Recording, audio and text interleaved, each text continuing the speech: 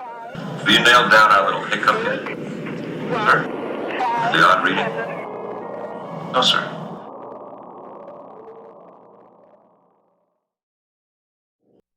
The Adventures of Sherlock Holmes. A Scandal in Bohemia. Section 1. To Sherlock Holmes, she was always the woman.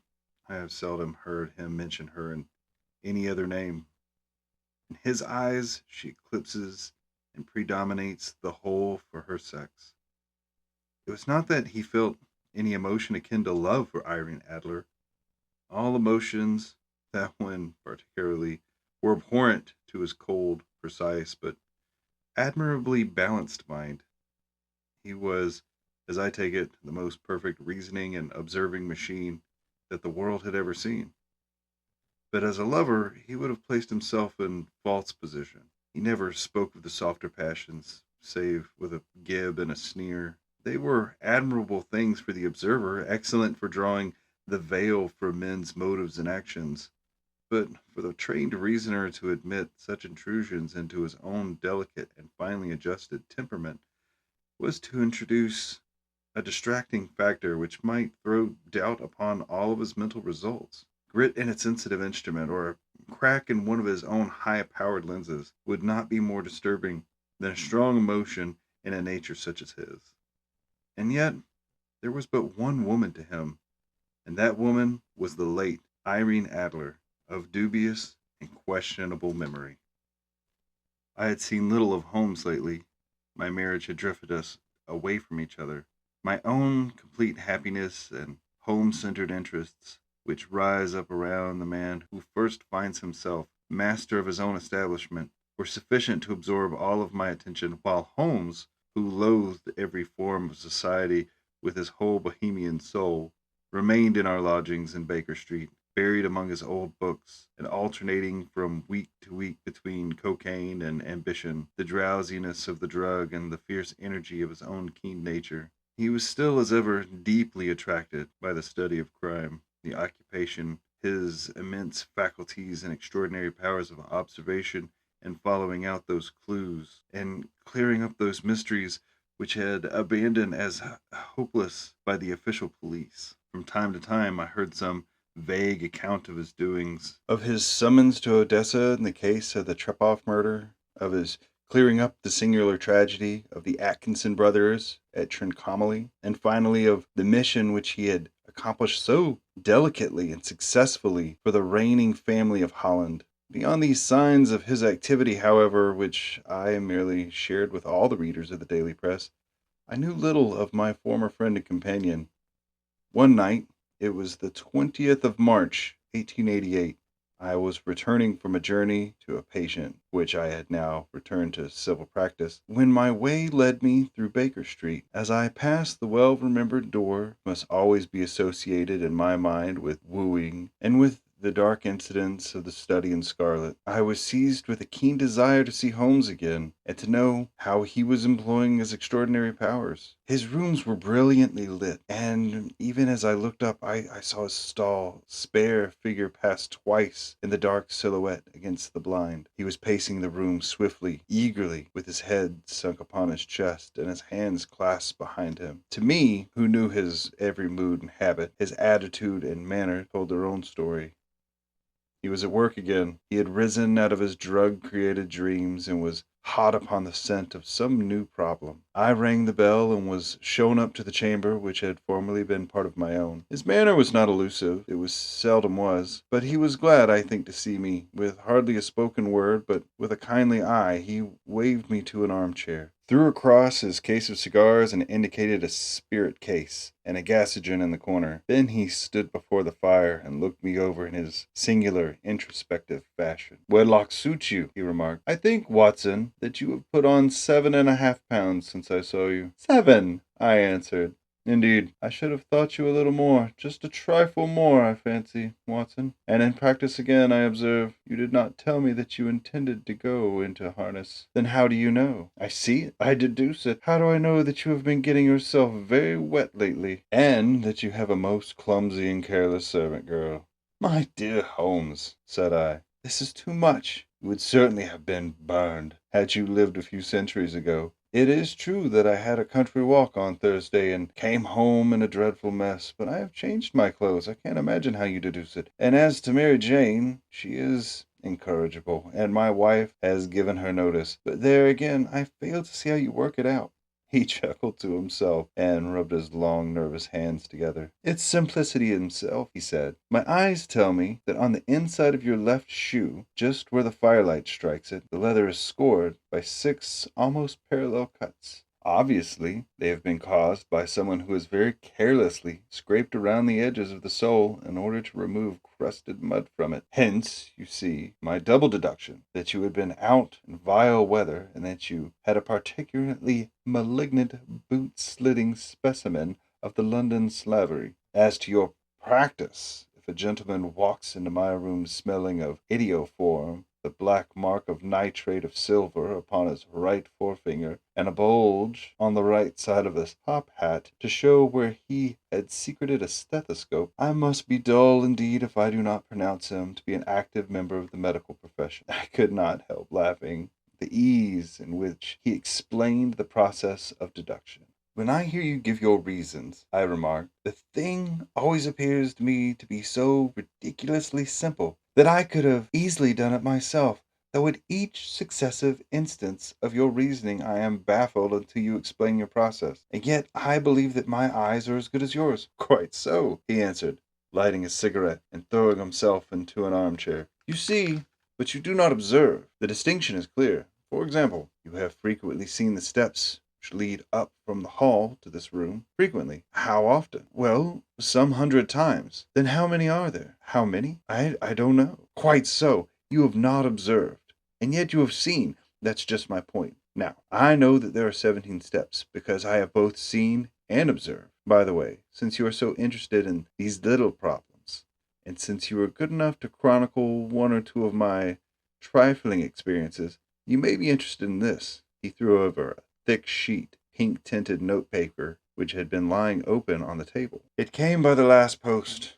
he said. Read it aloud. The note was undated, and without either signature or address. There will call upon you tonight at 7:45, it said. A gentleman who desires to consult you upon a matter of the very deepest moment. Your recent services to one of the royal houses of Europe have shown that you are one who may safely be trusted with the matters which are of an importance which can hardly be exaggerated. This account of you we have from all quarters received. Be in your chamber at that hour, and do not take it amiss if your visitor wear a mask. This is indeed a mystery, I remarked. What do you imagine it means? I have no data yet. It is a capital mistake to theorize before one has data. Insensibility, one begins to twist facts to suit theories instead of theories to suit facts. But the note itself, what do you deduce from it? I carefully examined the writing and the paper upon which it was written. The man who wrote it was presumably well-to-do, I remarked, endeavoring to imitate my companion's process. Such paper could not be bought under half a crown at a packet. It is peculiarly strong and stiff. Peculiar! That is the very word, said Holmes. It is not an English paper at all. Hold it up to the light. I did so, and saw a large E with a small G, a P, and a large G with a small T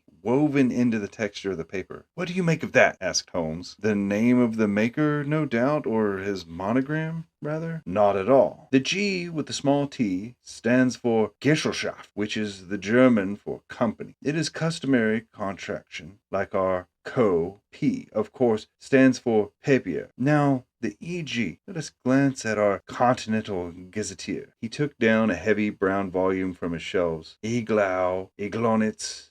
Here we are. Hungria. It is the German-speaking country in Bohemia, not far from Carlsbad, remarkable as being the scene of the death of Wallenstein, and for its numerous glass factories and paper mills. My boy, what do you make of that? His eyes sparkled as he sent up a great blue triumphant cloud from his cigarette. The paper was made in Bohemia, I said. Precisely. And the man who wrote the note is German. Do you note a peculiar construction of the sentence? This account of you we have from all quarters received. A Frenchman or Russian would not have written that. It is the German who is so uncourteous to his verbs. It only remains, therefore, to discover what is wanted by this German who writes upon Bohemian paper and prefers wearing a mask to showing his face. And here he comes, if I am not mistaken, to resolve all of our doubts. As he spoke, there was a sharp sound of horses' hoofs and grating wheels against the curb, followed by a sharp pull at the bell. Holmes whistled. A pair by the sound, he said. Yes, he continued, glancing out of the window. A nice little brougham and a pair of beauties. 150 guineas apiece. There's money in this case, Watson, if there's nothing else. I think that I better go, Holmes. Not a bit, Doctor. Stay where you are. I am lost without my Boswell, and this promises to be interesting. It would be a pity to miss it. But your client, never mind him. I may want your help, and so may he. Here he comes. Sit down in that armchair, Doctor, and give us your best attention. A slow and heavy step, which had been heard upon the stairs and in the passage, paused immediately outside the door. There was a loud, authoritative tap. Come in, said Holmes. A man entered who could hardly have been less than 6 feet 6 inches in height, with chest and limbs of Hercules. His dress, which was rich with a richness which would, in England, be looked upon as akin to bad taste. His heavy bands of astrakhan were slashed across the sleeves and fonts of his double-breasted coat, while the deep blue cloak which was thrown over his shoulders was lined with flame-colored silk, and secured at the neck with a brooch that consisted of a single flaming barrel. Boots, which extended halfway up his calf, which were trimmed at the top with rich brown fur, completed the impression of a barbaric opulence which was suggested by his whole appearance. He carried a broad-brimmed hat in his hand, while he wore across his upper part of his face, extending down past his cheekbones, a black visored mask, which he had apparently adjusted that very moment, for his hand was still raised to it as he entered. From the lower part of his face, he appeared to be a man of strong character, with a thick, hanging lip and a long, straight chin, suggestive of resolution, pushed to the length of obstinacy. You had my note? He asked with a deep, harsh voice and a strongly marked German accent. I told you that I would call. He looked from one to the other of us, as if uncertain which to address. Pray take a seat, said Holmes. This is my friend and colleague, Dr. Watson, who is occasionally good enough to help me in my cases. Whom have I the honor to address? You may address me as the Count von Kram, a Bohemian nobleman. I understand that this gentleman, your friend, is a man of honor and discretion, whom I may trust with a matter of most extreme importance. If not, I should much prefer to communicate with you alone. I rose to go, but Holmes caught me by the wrist and pushed me back in my chair. It is both or none, said he. You may say before this gentleman anything which you may say to me. The Count shrugged his broad shoulders. Then I must begin, he said, by binding you both to absolute secrecy for 2 years. At the end of that time, the matter will be of no importance. At present, it is not too much to say that it is of such weight that it may have an influence on European history. I promise, said Holmes. And I. You will excuse this mask, continued our strange visitor. The august person who employs me wishes his agent to be unknown to you. And I may confess at once that the title by which I have just called myself is not exactly my own. I was aware of it, said Holmes dryly. The circumstances are of great delicacy, and every precaution has to be taken to quench what might grow to be an immense scandal, and seriously compromise one of the reigning families of Europe. To speak plainly, the matter implicates the great house of Ormstein, hereditary kings of Bohemia. I was aware of that, murmured Holmes, settling himself down into his armchair and closing his eyes. Our visitor glanced with some apparent surprise at the languid, lounging figure of the man who had been no doubt depicted to him as the most incisive reasoner and most energetic agent in Europe. Holmes slowly reopened his eyes and looked impatiently at his gigantic client. If your Majesty would condescend to state your case, he remarked, I should be better able to advise you. The man sprang from his chair and paced up and down the room in an uncontrollable agitation. Then, with a gesture of desperation, he tore the mask from his face and hurled it upon the ground. You are right, he said. I am the king. Why would I attempt to conceal it? Why, indeed, murmured Holmes. Your Majesty had not spoken before I was aware that I was addressing William Gottreich Sigmund von Ormstein, Grand Duke of Cassel-Felstein and hereditary king of Bohemia. But you can understand, said our strange visitor, sitting down once more and passing his hand over his high white forehead. You can understand that I am not accustomed to doing such business in my own person. Yet the matter is so delicate that I could not confide to an agent without putting myself into his power. I have come incognito from Prague for the purpose of consulting you. Then pray, consult, said Holmes, shutting his eyes once more. The facts are briefly these. Some 5 years ago, during a lengthy visit to Warsaw, I made an acquaintance of a well-known adventuress, Irene Adler. The name is no doubt familiar to you. Kindly look her up in my index, doctor, murmured Holmes without opening his eyes. For many years he adopted a system of docketing all paragraphs concerning men and things, so that it was difficult to name a subject or a person on which he could not at once furnish information. In this case, I found her biography sandwiched in between that of a Hebrew rabbi and that of a staff commander who had written a monograph upon the deep-sea fishes. Let me see, said Holmes. Born in New Jersey in the year 1858. Contratolum. La Scala. Prima donna, Imperial Opera of Warsaw, yes. Retired from operatic stage. Living in London, quite so. Your Majesty, as I understand, became entangled with this young person, wrote her some compromising letters, and is now desirous of getting those letters back. Precisely, but how was there a secret marriage? None. No legal papers or certificates. None. Then I fail to follow, Your Majesty. If this young person should produce her letters for blackmailing or other purposes, how is she to prove their authenticity? There is the writing. Forgery. My private notepaper stolen. My own seal imitated. My photograph bought. We were both in the photograph. Oh, dear, that is very bad. Your Majesty has indeed committed an indiscretion. It was mad, insane. You have compromised yourself seriously. I was only Crown Prince then. I was young, but I'm 30 now.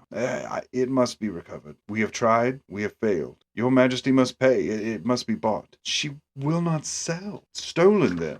5 attempts have been made. Twice, burglars in my pay ransacked her house. Once, we diverted her luggage when she traveled. Twice, she has been waylaid. There has been no result. No sign of it? Absolutely none. Holmes laughed. It is quite a pretty little problem, said he. But a very serious one to me, returned the king reproachfully. Very indeed. And what does she propose to do with the photograph? To ruin me. But how? I am to be married, so I have heard, to Clotilde Lothman von Saxminen, second daughter of the King of Scandinavia. You may know the strict principles of her family. She is herself the very soul of delicacy. A shadow of a doubt as to my conduct would bring the matter to an end. And Irene Adler threatens to send them the photograph, and she will do it. I know that she would do it. You do not know her, but she has a soul of steel. She has the face of the most beautiful woman and the mind of the most resolute of men. Rather than I should marry another woman, there are no lengths to which she would not go. None. You are sure that she has not sent it yet? I am sure. And why?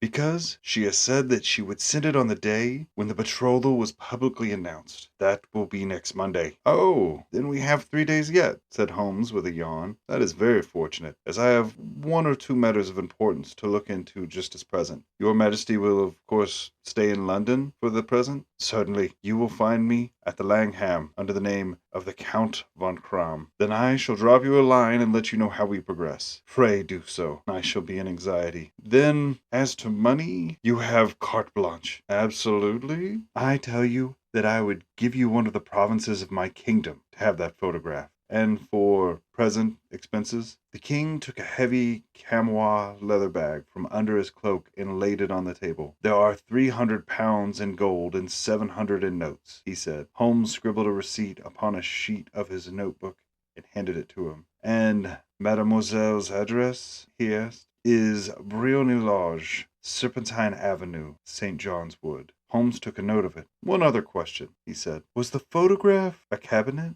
It was. Then good night, Your Majesty, and I trust that we shall soon have some good news for you. And good night, Watson, he added, as the wheels of the Royal Brougham rolled down the street. If you will be good enough to call tomorrow afternoon at 3 o'clock, I should like to chat this little matter over with you.